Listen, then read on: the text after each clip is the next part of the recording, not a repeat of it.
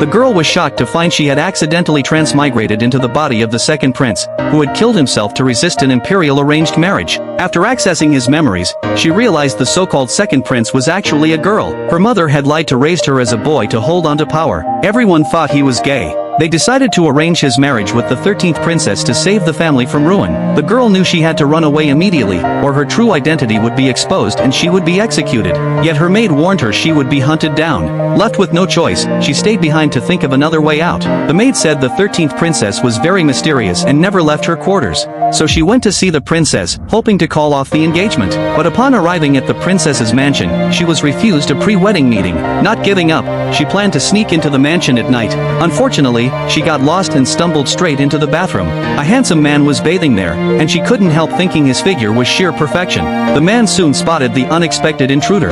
She hastily explained she had entered the wrong room and introduced herself as the second prince, the princess's fiancé. The man froze in shock, because he was the 13th princess. In an instant, he realized his fiancée was a woman, but she remained completely unaware. She asked where the princess's chambers were and stated she wanted to break off the marriage. She even threatened to frame him for having a secret male lover if he refused to tell her. To stop her reckless behavior, he restrained her. His lips accidentally brushed her forehead, leaving her stunned. He quickly covered her mouth, afraid her shouts would draw the guards. Then she spotted a golden dragon jade pendant hanging from his waist, mistaking him for the princess's favorite male companion. The man asked why she wanted to end the engagement. She said she feared the princess would live an unhappy marriage with him, and with such a handsome lover by her side, the princess would never take a fancy to her anyway. But the man said the imperial marriage was ordered by the emperor and couldn't be annulled. So the girl suggested signing an agreement with the princess to live freely apart after marriage. The man was furious and thought she was being utterly absurd. Knowing she could not stay longer, she handed him a bag of candies to bribe him into keeping their encounter a secret. He found this quirky fiancé far more interesting than he expected. The next day, she intended to seek out male companions. The news soon reached the princess. He was furious to hear she still went out to have fun right before the wedding and headed out at once. The girl looked over all those men but found none to her liking.